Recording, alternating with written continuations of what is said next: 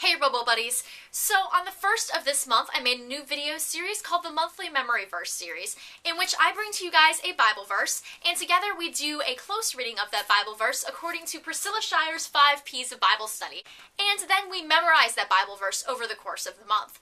And so by the end of the year we'll have 12 Bible verses memorized and have done 12 close readings. And I thought it would be kind of cool if on the last Monday of each month I take that Bible verse that we're supposed to be, pondering over each month, and I talk about how it relates to my own life. So the monthly memory verse for January is James 1:2-4, and it says, "Consider it pure joy, my brothers, when you face trials of many kinds, for you know the testing of your faith develops perseverance. Perseverance must finish its work, so you may be mature and complete, not lacking anything." So this is probably one of my favorite Bible verses because I can relate to it a lot. I feel like as humans, it's kind of difficult to say like, oh, I'm joyful in the midst of my trials, because that totally goes against our human nature. When something terrible happens to us, we have a tendency to reject God or blame God or run away from God and try to handle things our own way.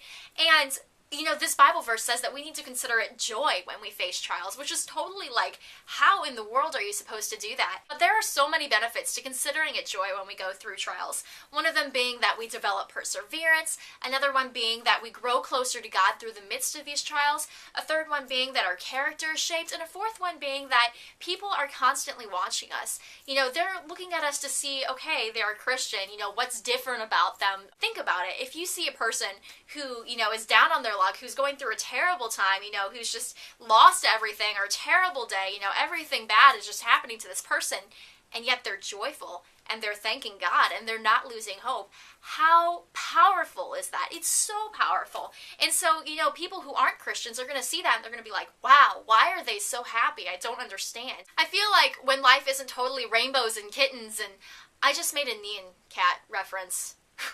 Anyway, yeah, when life isn't totally perfect all the time, that is an awesome, awesome opportunity for us to cling to God and be like, God, help us through these difficult times.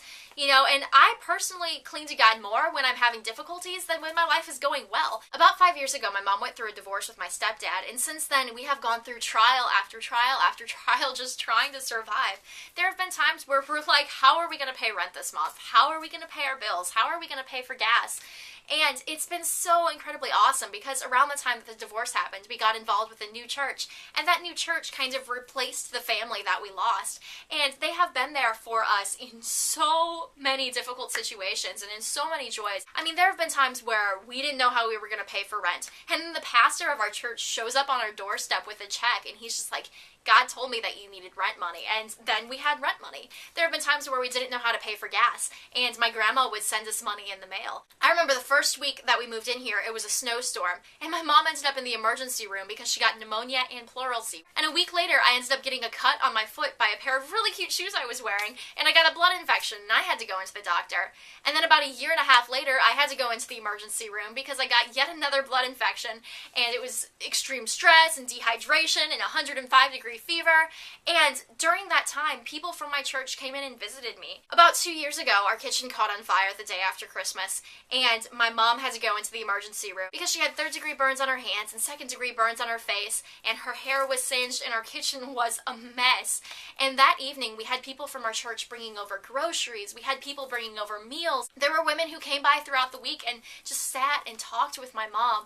And there was a person who came by every single day to change my mom's bandages. There was even a person who came by and repainted our kitchen for us. And it was just so awesome to see how our church family, stepped in and helped us out during that difficult time. And so often that has happened to us anytime that we've gone through trials. Another difficult time that I can think of, a couple months ago before Thanksgiving, during my Thanksgiving break actually, it was terrible. I got incredibly sick. I had 104-degree fever for 4 days in a row, and I had to go to the doctor, and I had to get antibiotics, and I had some sort of like bacterial infection. I don't remember. It was like an unspecified bacterial infection, and I was just like, oh, really? I have so much stuff to get done, and I just want to celebrate Thanksgiving, and I was just like, oh, this is terrible. But those kind of setbacks are the things that help us just say, okay, God, what are you trying to teach me in the middle of this? It is totally not easy. I mean, there was another time where I was driving to school and my car overheated in the middle of a pouring down rainstorm, in the middle of, crazy traffic. I was running late for class, and I couldn't even go to any of my classes that day because there was a huge wreck on the road, 2 in front of me, 1 behind me, and the tow truck guy took 2 hours to get to me because the traffic was so bad, and I owed so much money because we were so far away from my mechanic,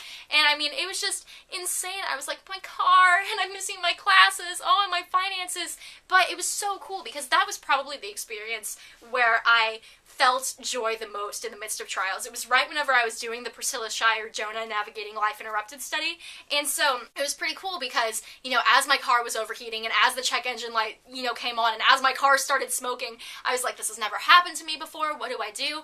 But then as soon as I prayed about it and I realized, okay, my day is going to be different than it usually is, I started thinking, God, what are you trying to teach me in the middle of this, and how can I see this as a divine intervention instead of, an interruption? And it was really cool because when the mechanic got there, I talked with him in the car, and we talked a lot about his kids and his family, and I was able to witness to him. I was able to talk to him about Jesus, and it was so awesome because, had that not happened, I wouldn't have had to spend all that money on my car, and I wouldn't have had to miss all my classes, but I also wouldn't have had the opportunity to talk to this guy in the tow truck about God. And even whenever I got there and I was waiting for my car to get fixed, I talked to the mechanics about baseball, and I mean, I bonded with them a little bit, and I am the kind of person that hates socializing with people that I don't know, but I mean, it was so cool to see how God worked through me and how God used me to help encourage these people, and it was just a really, really awesome experience. And so we truly can consider it pure joy when we go through difficult trials. My mom and I have gone through so much together over the past 5 years, and it's really awesome to see that, okay, we don't know how we're going to pay our bills, or okay, we don't know how we're going to have food on the table, or okay, we don't know how our car's going to work, but then, through praying about it and trusting in God, He provides a way, whether it be through people at our church or family members or friends. It's kind of exciting, really. Anytime we go through difficult situations, we just say, okay, God, what are you planning on doing? Every time that something like that happens, God comes through in such amazing ways, and it's just like, wow, that was really cool. So I guess that's my rant about experiencing joy in the midst of trials. It is so not easy. I mean, my first instinct, unfortunately, is to cry and run and freak out and hide. I have to calm myself down first a little bit before I start, thinking, what is God trying to teach me? How do I react to this? What can I learn from this? So, I mean, in no way is it instinctual that, I'm experiencing joy the second that a trial hits, but I'm learning. And it is possible to experience joy. If you guys have any sort of situations or trials that have occurred in your own life where you have learned how to experience joy in the midst of them, leave a comment below. Or maybe you have a situation where you're trying to experience joy and you just can't see the light at the end of the tunnel. You can't see how God is in the middle of this and how God is helping you through this. Leave a comment below about that too, because we can pray for you and encourage you and help you out. And I will see you all on Wednesday with a new monthly memory verse video. Thanks everyone. Ciao.